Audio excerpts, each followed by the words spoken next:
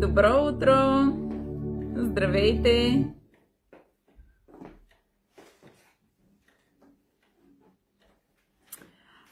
Радвам се, че и днес ще сме заедно. Изчаквам ви да се присъедините. И в същото време ще кажа и здравейте на тези, които ме гледат на запис, а не на живо, защото това е една много голяма част от вас. И Тео казва здрасти. Здрасти, мамо! Так. Хайде, докато се присъедините, мога да ви го покажа. Ела да те покажа. Ела да те покажа на хората, бе, мамо. Ела, бе, да бъди усмихнат ти днес. Хайде, че после мама ще се центрира тук и няма да говори и да мисли за теб. Здравейте! Циги. Усмихни се на какичките. Усмихни се. Дзак! Дзак! Тео! Душичка, какво правиш, бе, мамо? Ох, май памперса е пълен вече.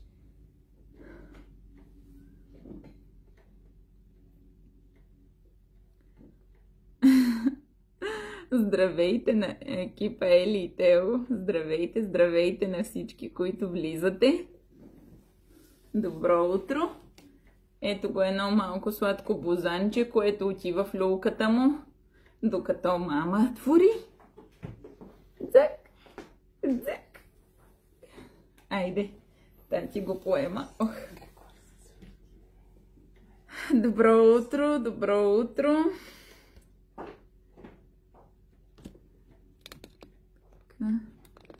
Малко.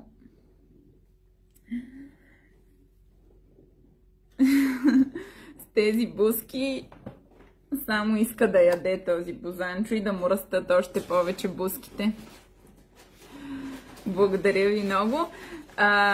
Днес настроението ми и дрехите ми са пролетно-летни, защото днешният урок е за 2 сезона, пролет-лято.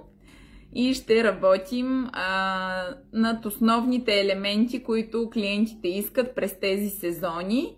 Разбира се, не може да обхванем абсолютно всичко, но ще се опитам така максимално много декорации да вземем. Добро утро на всички! Здрасти, Геновева, Иве, здравейте! Всички, които пишат, здравейте! Първо ще направим центрирането и после започваме. Като гледам вашите домашни за цветя и за пеперуди, справяте се много добре. Просто уникално. Такива красиви неща. Аз ще свалям от вашите неща и ще качвам на стори в моя профил в Елена Арт. Прекалено съм изненадана. Наистина страхотни цветя творите. Спазвате това, което казах, да има много малко черно, даже може и да няма, но ако има, да е много тъничко. Друго за цветята, което исках да кажа. Оказва се, че при някои хора по-лесните цветя са им по-трудни, а лалетата по-хубави са ги направили. Просто въпрос на тренинг. Като цяло всички много добре се справяте с цветята и бях изумена и тези, които от вас са качили пеперуди, защото вече много хора са изостанали с домашните и не смогват да стигнат до където сме, но кой когато му е удобно. Най-важното е да твори с спокойствие и с добри настроения. Добро настроение, здравейте, момичета, много си красива, Ели, благодаря, Марианка. Красива съм, защото пролетта и лятото всичко разцъфва, цветя и така нататък, и затова аз днес си сложих нещо такова, вижте само, нещо такова пролетно-летничко. Обичам сама да си правя настроението такова, каквото искам да ми стане. Сега и вашето настроение ще, ако случайно не е повдигнато на високи вибрации, днес ще го повдигнем, защото природата започва да разцъфва навън. Между другото, ние сме цветята и пеперудите, които рисувахме, са типично пролетни рисунки, които хората искат през този сезон. Така че за пролетта вече имате много цветя и много пеперуди. Само една секунда да пусна музичка. Или Иво да пусне. Иво!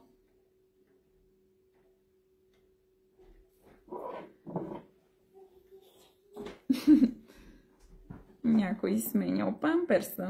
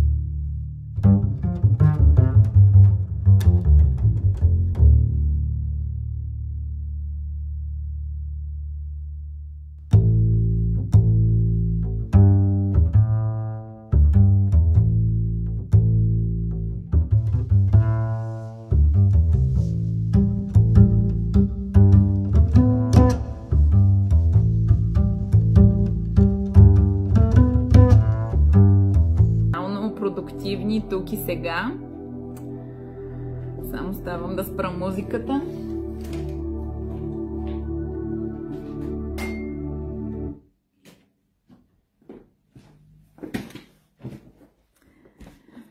Добро утро, добро утро!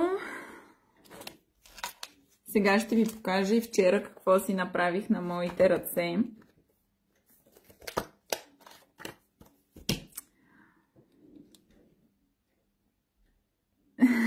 Радвам се и не усетила дори и вълните.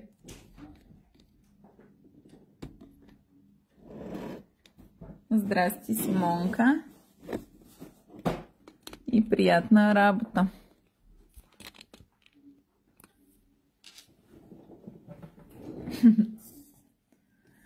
Така, първо да ви покажа, само секунда.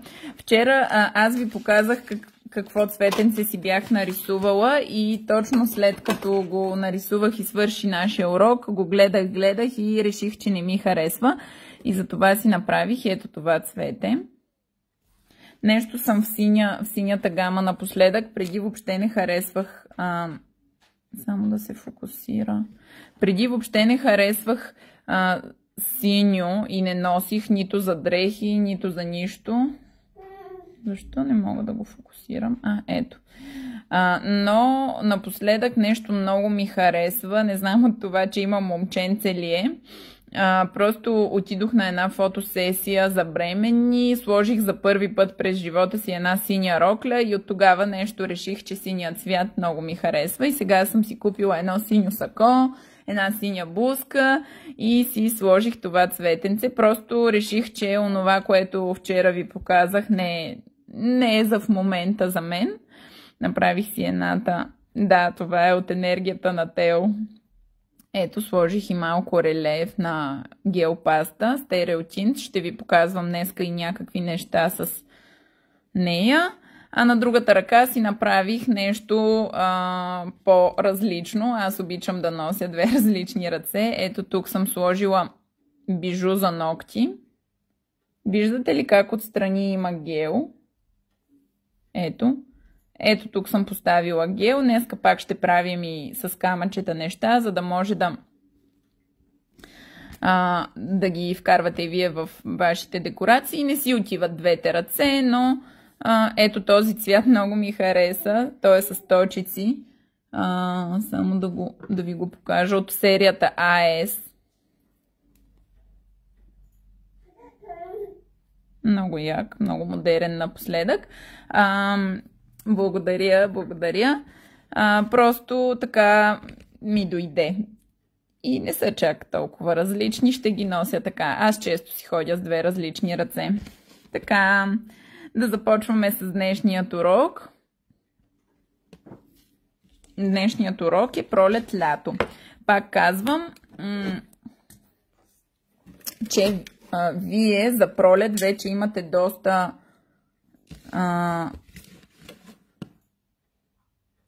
За пролет имате доста неща, като включите цветята и пеперудите, но сега ще продължим напред. Само да си сложа ръкавички. Между другото, с много голямо нежелание си правя тази ръка, защото ми е трудно с лявата. И общо взето първата я правя с кеф, а втората с едно такова чувство на искане по-бързо да я направя. Така, изкарваме си, разбира се, нашата любима черна боя. Малко ще я смеся пак с лак. Сега, мисля днес на книжката по-малко да рисувам. Вие ще се тренирате на книжката, за да мога да ви покажа повече мостри и там да смеся и цветове, да пека и така нататък, но вие не преминавайте към мострите преди да сте минали книжката. Всъщност, както на вас ви е удобно. Ако мислите, че може направо на мостри, може и така. Не ви задължавам. Тя е направена с цел да ви улесни, но ако някой се затруднява на книжката, може и да я пропуска. Така, сега Започваме с пролет. Ще взема ето този нокът, беличък, защото искам да ви покажа директно на него как рисувам перо. Ето тук перото е само с неговите контури. На книжката. Не знам защо така не ми го фокусира. Перото тук е само с контурите, а аз директно ще го рисувам ето тук с цветове. За целта ще използвам няколко цвята.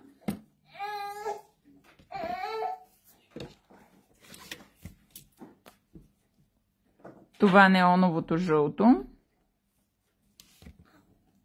Малко от него си взимам. След което ще взема малко от 40 AQ, което е синьо-зелено. Аз тук ще си ги наредя, за да може после и да си ги ползвам за останалите декорации. И малко... Хайде ще взема от 01 бъра, такова цикламено. Така.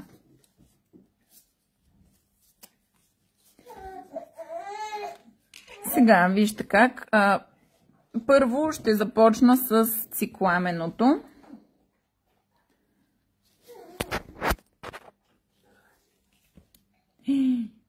Не го нахраних.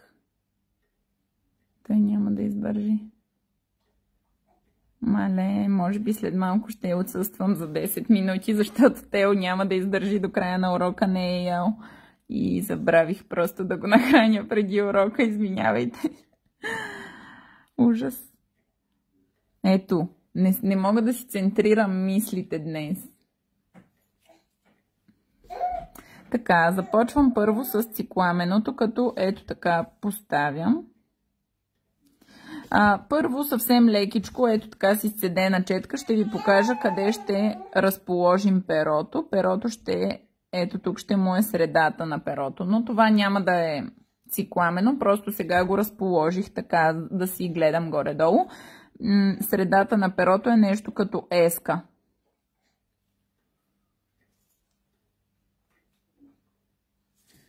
Така.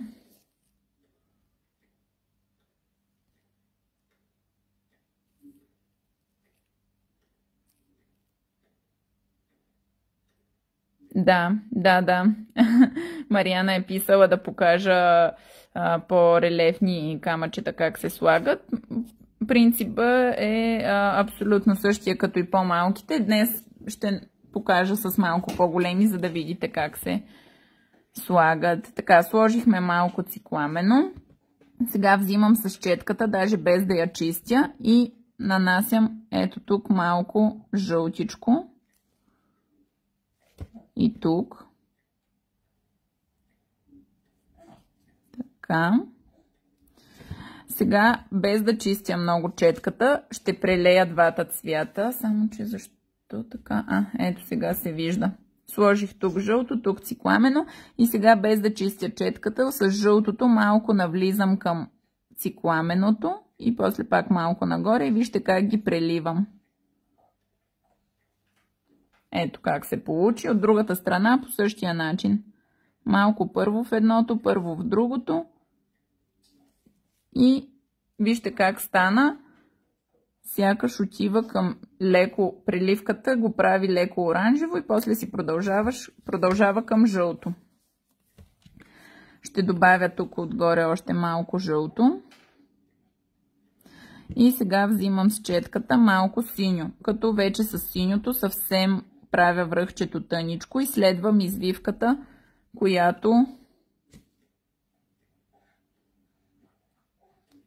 на която е средата.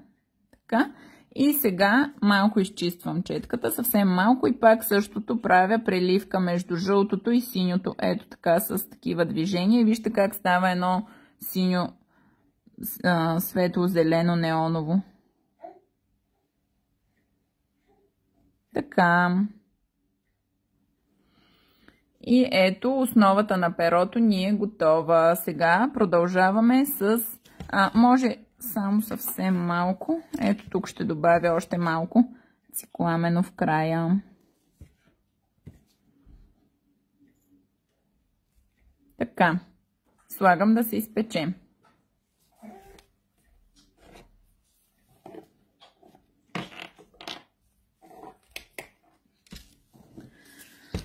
Така, сега продължаваме вече с контура, където до момента видяхте, че не се стараех много, даже изобщо.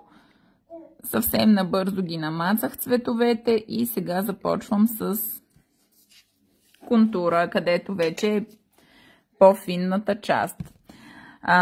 Първо си взимам начетката, ето така по-дебеличко в началото, както при вензелята, и я обръщам нагоре, като поставям я тук да е дебелата част и започвам да я извивам нагоре, хоп, хоп, хоп, като еска. Виждате ли как стана? Така. След което от тук започвам ето така да изтеглям. Вече започваме да работим само с много финни движения, такива, които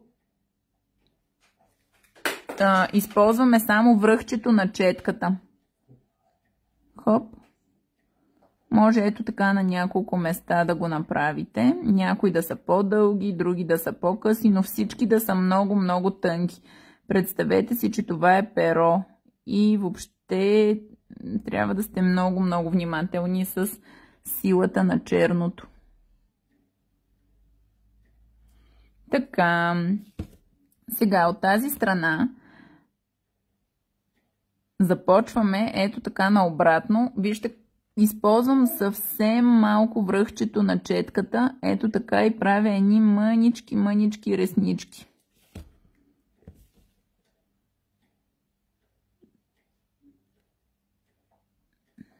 Виждате ли как не го очертавам изцяло, а просто съвсем лекичко, даже между точици и чертички. Така. Айде, тук може само последното да е малко по-видимо и по-дълго. И може също някой от тези чертички да ги спуснете леко надолу. Ето така. Видяхте ли как използвах само връхчето на четчицата? Да направя максимално фини такива косъмчета. И от другата страна същото правим, като следваме извивките. Вижте, сега горе-долу така ще поставя грубо. Така. И сега между тях мънички, някои по-дълги.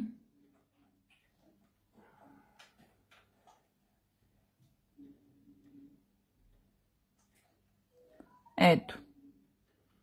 И ето от тук изтегляме, тъй като това още не е изпечено и може така да се изтегли лекичко. Даже си взимам ето от тук.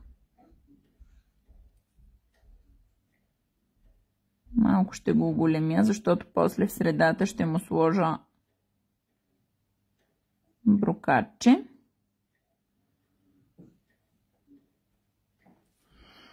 И ето го нашето перце.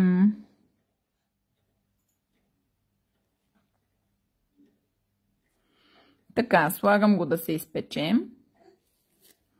Ако искате, може някой от тези перца и така наобратно и тях да ги изтеглите. Леко по-дългички да станат.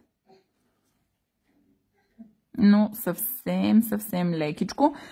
И ето тук отдолу винаги перцата имат няколко ето така косъмчета, които тръгват в обратна посока. Ето така, по-късички.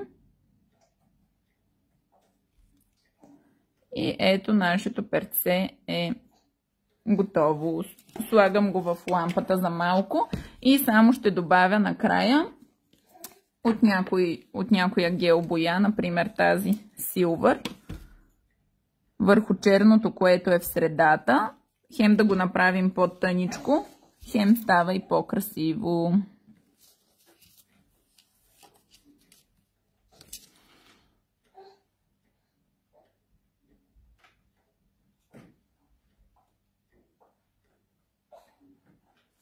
Ето, когато слагаме брокат върху черно, много хубаво изпъква.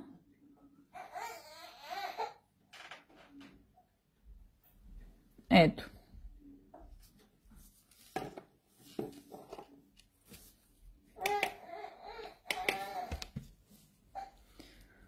Така, да, Дени е писала, стана летничко. Това е между летничко и пролетно. Не знам, аз съм го сложила в графата пролетни, защото хората, когато са се затъжили за нещо цветно и като дойде пролета и започват да избухват с такива желания да е много цветно. Сега ще дам на пауза видеото. Някой може да си пуснете едно кафенце или нещо, да пробвате перото да го направите. Извинявам се, но няма да издържите от 2 часа и ще се върна след малко. Не знам само, че как да го направя на пауза. Остава тук видеото. Ако нещо случайно без да искам го прекъсна видеото, после просто ново ще почне. След най-много 10 минутки съм тук. Благодаря ви. Благодаря, Ели.